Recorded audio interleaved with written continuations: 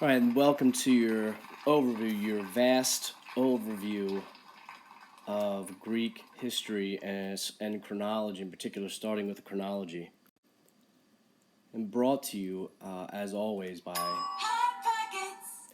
the chronology. Starts in the Stone Age, but the Stone Age doesn't get that interesting in Greece. I do want you to be aware that there's a Paleolithic, a Mesolithic, and a Neolithic age, and that if there were one place that you would recognize from that period to be the fact that the Francti cave is occupied throughout. Francti cave is important because it's located in the Argolid, and the Argolid is a region of Greece that'll come up again and again. You can see that the Argolid is right here in southern Greece. This area right here is the area that's eventually controlled by the city of Argos. And in our earliest sources, one of the names that the Greeks are called is Argives, named after this region of Argos. Homer in the Iliad and the Odyssey refers to the Argives, and he also refers to the Danaians. And the Danaians are also located in the Argolid in the city of Argos. That's the ruling family of Argos. So it's interesting that the myth confirms what the archaeology and history says, that some of the earliest inhabitants of Greece, for sure, are located in the Argolid. The other major area that there's early human habitation is in Thessaly. Thessaly is more in northern Greece and even central Greece. And Thessaly is interesting because that's where the name Hellenes comes from. The first people ever to be called Hellenes are named after the hero Helen, not to be confused with Helen of Troy. The first Hellenes are located in Thessaly. This is the area where Achilles comes from. This is also one of the earliest inhabited regions of Greece. The early Greeks are not called Greeks, they're called Hellenes or Achaeans or Argives or Danaians. That final name, Achaeans, is the name of this region right here, again in southern Greece. Those people are called Achaeans. So the Achaeans, the Argives, the Hellenes, and the Danaians, those are the earliest names for the Greeks that we have in our earliest source, which is Homer. They're not really ever called Greeks in the historical period. Getting back to the chronology, the Stone Age consists of three subdivisions: the Paleolithic, Mesolithic, and Neolithic, the Old Stone Age, the Middle Stone Age, and the New Stone Age. There's no reason really to get too involved in understanding the dates or a lot of the details of those ages, but it's important to know that before the history of Greece really starts, the period that precedes that immediately is the Stone Age, and there is evidence of human occupation even at this early point. But the history gets much more interesting when you get into the Aegean civilizations. The Aegean civilizations occur in the Bronze Age, and they're named for the Aegean Sea. The Aegean Sea is this entire region here.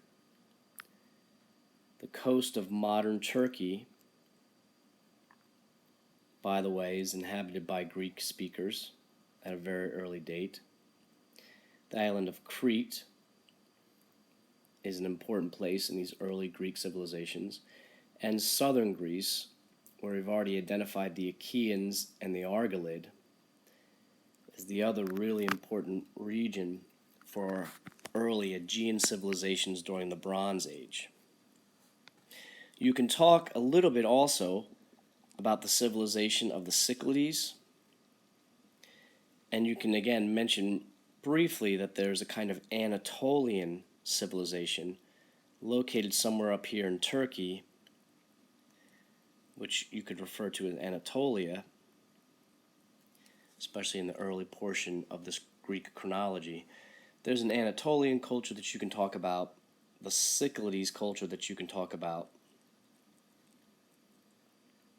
But more important than those two is the culture that develops in mainland Greece. That's the Mycenaean culture. that's in the south here where the Argolid is located, and Achaia. And the Cretan culture, which will be known as the Minoan culture. The two most important so-called Aegean civilizations that rise up during the Bronze Age are the Mycenaean and Minoan.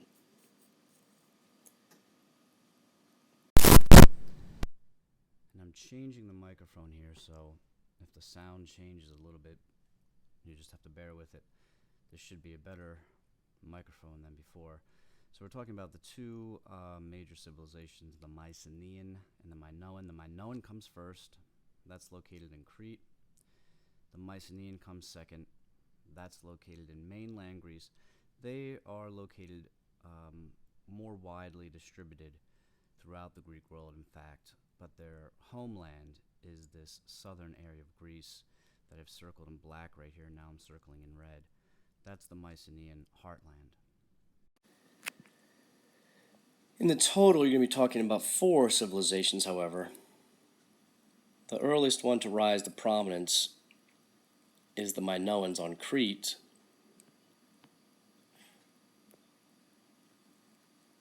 The Cycladic culture on those Cycladic islands never amounts to that much of great historical or cultural or artistic significance, but still worth knowing the name of. Then you come to the Mycenaeans, and finally there is the Anatolian culture, represented best by Troy, but that again is not of any great significance outside of the massive impact of that myth of Troy and the historical facts that are embedded within that myth. So the main topic to start with in Greek history is the Bronze Age and the Aegean civilizations that arise during that period. The early Bronze Age will mark the date from about 3000 BC to 2100 BC. Nothing of real great significance happens in a brief survey of Greek history.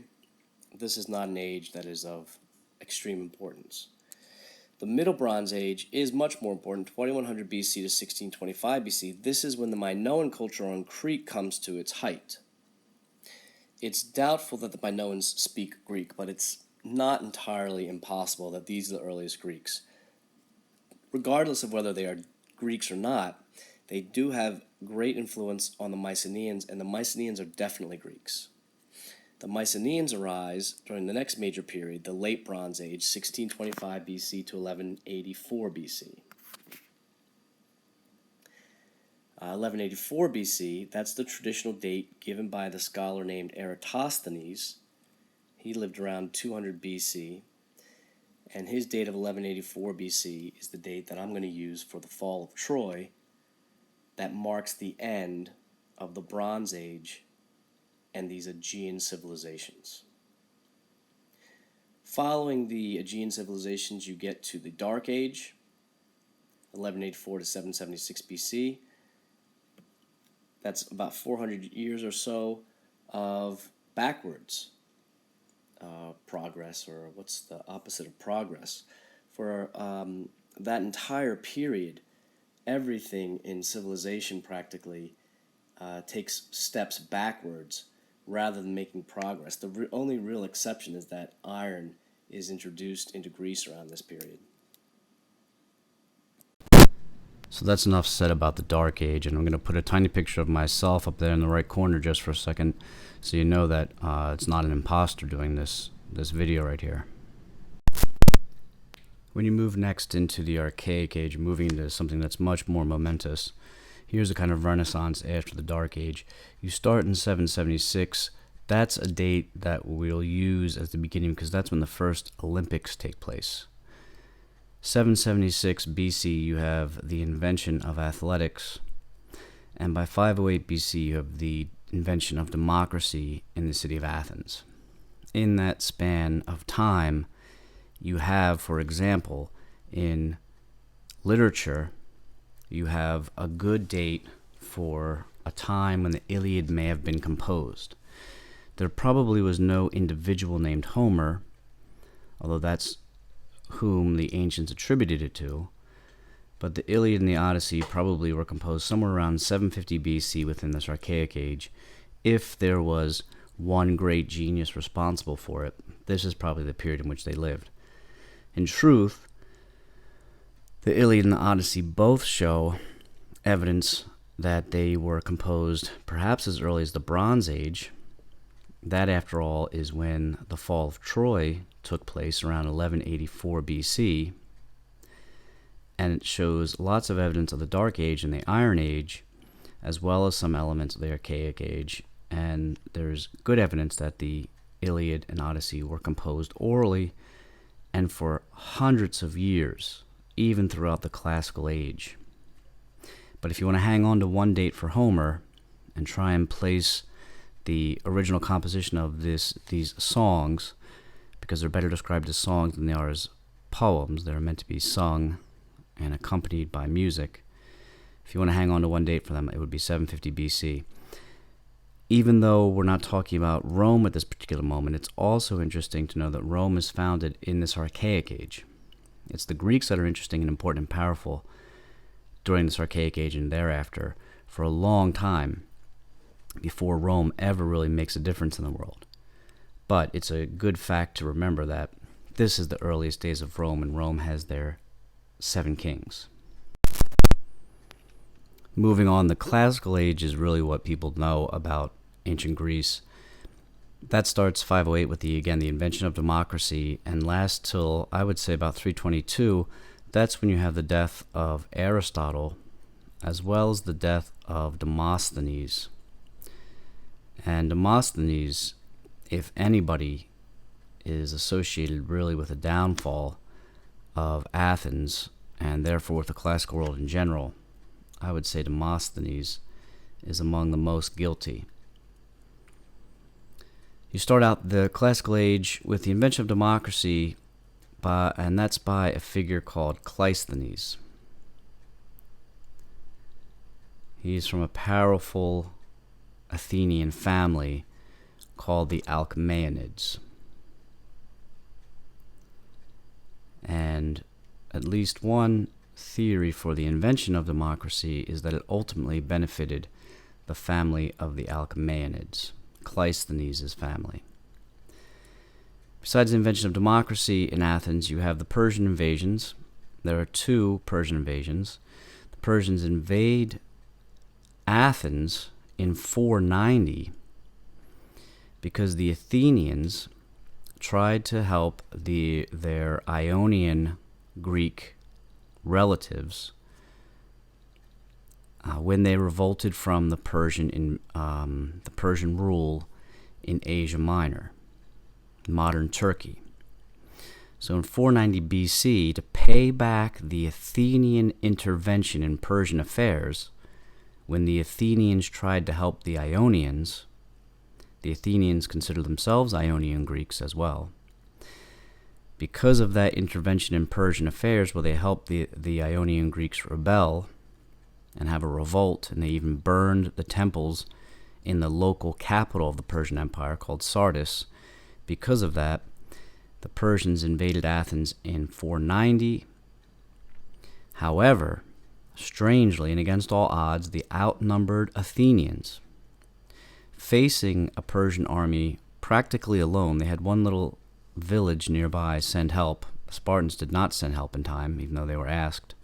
In 490, the Athenians sent back and defeated the Persian invasion at the Battle of Marathon, which is about 26.2 miles away from Athens. That's where you get the distance of a modern marathon. That was done under the Persian Emperor Darius. Darius sends this invasion in 490. He dies in the meanwhile, and by 480, the new Emperor Xerxes sends a second invasion, much more widespread, but this time more effective insofar as they actually do manage to burn the Athenian temples. They pay the Athenians back for the destruction of temples in the local Persian capital of Sardis in Asia Minor, modern Turkey. That was done during the Ionian Rebellion. And in 490, in 480, even though the Greeks ultimately defeat the Persians and send them back home, in 480 and 479, the Persians were able to make enough headway that they could attack Athens and burn their temples.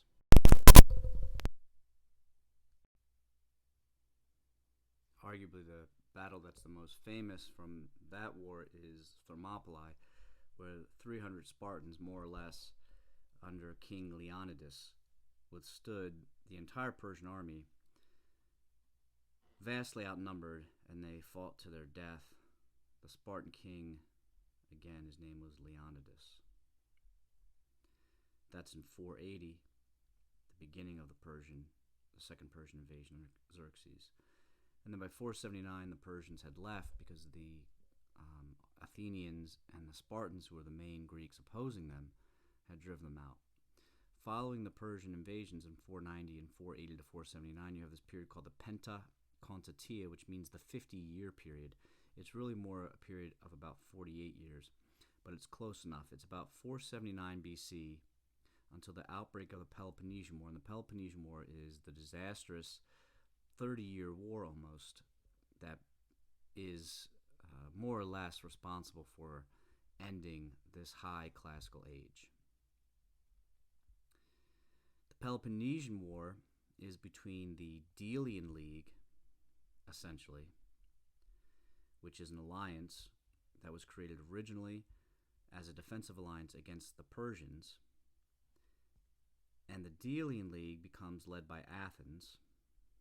In fact, Athens misappropriates its funds. Athens takes charge of it. Athens starts using it for its own purposes. Athens uses it to found colonies, for example, and it gets entangled in a war against the Peloponnesian League, which is led by Sparta. And essentially, this war comes down to a war of Athens versus Sparta. But if you want to look at it in the bigger picture, it's really the Delian League versus the Peloponnesian League. And the Athenians form a kind of mini empire. In fact, a lot of scholars will talk about the Athenian Empire. It's not like the Persian Empire. It's a very minor and small island-based empire, but it is significant enough in the Greek world because usually the Greeks stay independent of one another. And Athens has this whole alliance that it's able to motivate and move into war, although they do eventually start rebelling against the Athenians. And then it is the Delian League against the Peloponnesian League in this war. And it occupies and entangles almost every single Greek at some point or in some way. It's like this gigantic civil war. Not that the Greeks were ever united, but it's like this gigantic civil war amongst the Greeks. And by the time it's over, Athens loses. And they dissolve their empire, and the Delian League dissolves. Athens kind of has a resurgence with this little empire that they have again, but really that's the end of Athens in 404 BC.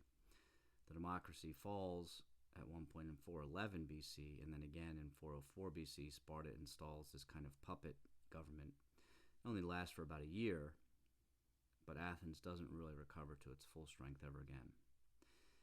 After all this fighting, you might think that the Persians came in and just took over what they wanted to. But before the Persians could do that, or maybe the Persians just weren't interested, Alexander the Great's father comes in, and after a lot of political maneuvering, he's the one who ends up conquering southern Greece. Alexander the Great's father is the king of Macedon. Macedon is a Greek-speaking kingdom to the north of mainland Greece. His father's name is Philip II, and he's assassinated by 338 BC, at which point Alexander, his son, takes over Macedon and southern Greece, and then goes on to conquer the Persian Empire. His death occurs in 323, 1 year before the end of this age, which I put at the death of Aristotle and Demosthenes. Demosthenes, again, being the guy that gets the Greeks and the Athenians and Thebans in particular to fight against Philip II of Macedon and lose. He doesn't expect them to lose. Demosthenes is an Athenian, but they lose nonetheless, and that's the end of freedom for the Greeks for a very long time. Hellenistic age is from the death of Aristotle and Demosthenes, essentially from the death of Alexander the Great as well, in 322 to 31 BC, at which point the kingdoms, or the conquest that he took, including Macedon, his own native kingdom, and the rest of Persia, is carved up and divided ultimately between his generals and other Macedonians. For the next 300 years, politically, some of these kingdoms survive independently. They constantly war against one another. There's generally about 5 such kingdoms, sometimes a little bit more, sometimes a little bit less, but the main players are range between 4 and 5 major kingdoms. And by 31 BC, the last of those has been conquered by the Romans. Romans have been starting their rise since 753 BC is when they were founded, but they really have been starting their conquest. Their expansion is really significant by about 272 BC when they're in southern Italy and Sicily. That's when they have really extensive contact with Greeks, because southern Italy and Sicily are Greek. When Rome becomes arguably really important and interesting, however, but before this they're politically important because they have grown and expanded as an empire, is the Roman Revolution, however. That's about 133 BC to 31 BC. You'll note that 31 BC is the end date for both this Hellenistic age and the Roman Revolution. That's an important battle in regard to the control of the Roman Empire in 31 BC, the Battle of Actium.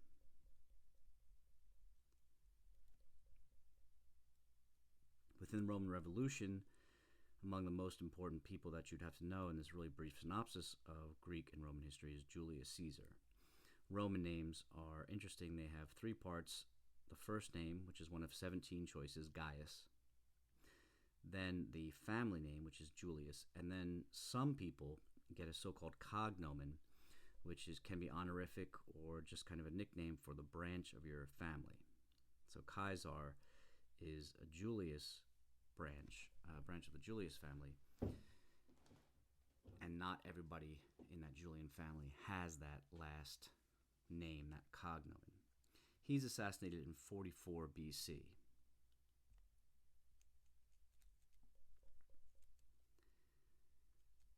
In the Roman Revolution, there are much more and many more interesting people than just Julius Caesar, but when you boil it all down in a 20-minute summary of history, you should know Gaius Julius Caesar is dead in 44 BC, and his nephew Gaius Octavius, who gets the cognomen in 27 BC, the title essentially of Augustus, the august one or the revered one. He is the one that after Gaius Julius Caesar is assassinated, he's adopted. He's the nephew of Gaius Julius Caesar. He's adopted by Gaius Julius Caesar, inherits his fortune, inherits his clout, inherits the loyalty of his army, which he uses basically as private thugs to wage civil war on the Roman people over the course of almost a generation, until he finally consolidates power in his own hands after the Battle of Actium, which is 31 BC. In 31 BC, he ends up essentially conquering Egypt. He actually conquers that in the next year, 30 BC, but he wins the necessary battle to conquer Egypt, the last independent Hellenistic kingdom carved out of Alexander's conquest. They still speak Greek in all those Hellenistic kingdoms for the next 1,000 years or more, but they come under Roman domination, under Roman government, slowly one by one, starting around 168 BC and ending in 31 BC. One by one, they're picked off over the course of about 150 years, mostly during this Roman Revolution period, more or less. One of them is even put in the will of the king. The city of Pergamum is given in the will of the dying king to Rome to take. That happens in 133 BC, the very start of the Roman Revolution. And by the end, Gaius Octavius fights the same battle essentially that Gaius Julius Caesar was for sole control of the Roman Empire, and Gaius Octavius Augustus achieves it. By about 27 BC is a good date to start his sole reign. That's when he gets the title of Augustus. I would end that age around AD 17. That's the death of Ovid, one of the great poets of that age, the Augustan age. The poet Ovid is, if not the greatest poet from that age, the second greatest, arguably the best being the Roman poet Virgil. Between the two of them, Virgil and Ovid, you have the major names in this really short synopsis of Latin literature.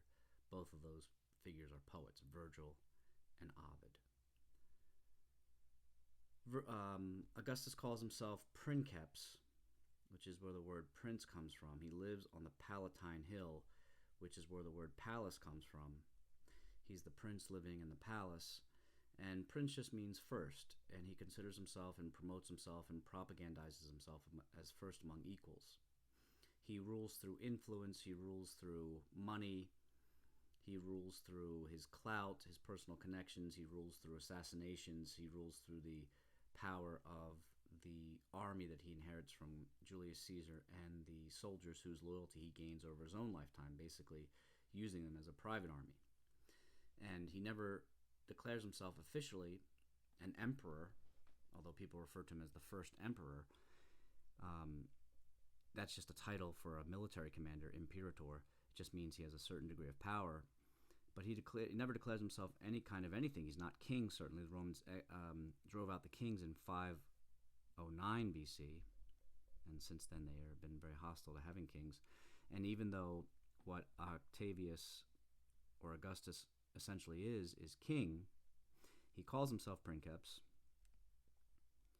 and he rules merely through his influence or his suggestions, and never tries to be acknowledged as the ruler or the king or the prince or anything like that. He kind of just rules from the sidelines, and that continues for hundreds of years after this. He puts his stepson into power, and through family connections, one after another person is put in this position of being essentially Princeps, who is not elected to power, who does not openly rule, who does not claim to be the number one person in Rome as far as the government goes, but who nonetheless is. The Western Empire will last until AD 476. Rome itself will fall at that point. And the Eastern Empire, however, will continue until AD 1453. They'll be speaking primarily Greek, but they will call themselves Romans. The eastern part of the empire continues until AD 1453. The Augustan age, I've already mentioned that,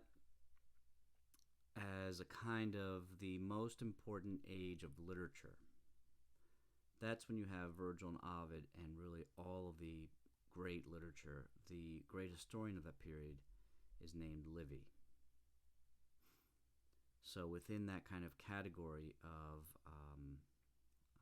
that subcategory of the Roman Revolution, 133 to 31 BC, you have this extended period from 27 BC to AD 17 in which the really great literature is created.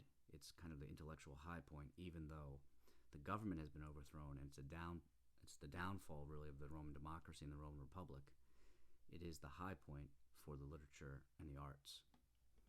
If I would give you just two more dates in the big picture of Roman history, I'd say in AD 393, the closing of the Eleusinian Mysteries, and basically every non-Christian institution is the beginning of the Dark Ages, the beginning of the end of antiquity.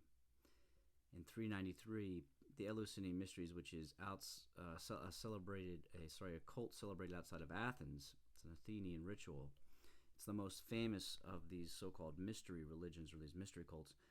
The shutting down of that, and I just use that as the most famous of the examples, and all other pagan, non-Christian religions and festivals, like the Olympics, are a celebration really of Zeus. So those are shut down. Everything associated with the old gods is shut down because the Christian emperor in 312, AD 312, converted to Christianity, and thereafter he is the political, military, and spiritual leader of all Romans. And to really consolidate that power, they shut down competing religions officially, legally, as of about 393 BC. Then in AD 529, you have the closing of so-called the philosophical schools. Again, in the name of Christianity, you shut down the school of Plato, the schools of Aristotle, the schools they founded hundreds of years ago, almost 1,000 years ago at this point. Plato founded his school, Aristotle founded his school, the Stoics, the Epicureans, the Cynics, and the Skeptics. Those are all the major philosophical schools, and those schools taught everything from medicine, law, biology, physics, to ethics, to happiness, approaches and means toward happiness, astronomy, every single topic, all the humanities, literature and literature theory, history and historical theory, approaches to myth.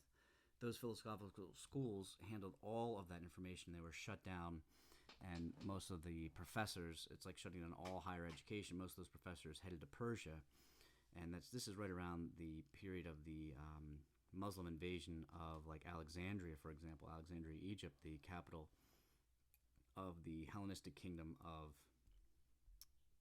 Alexander's successors. All those schools are shut down, and they head off to Persia right around the time when you have the Muslim invasion, for example, of Alexandria, Egypt. And then you have a golden age of learning in the Muslim world, and you have a dark age in the remainder of the Roman Empire by this point. That's my sketch of the chronology.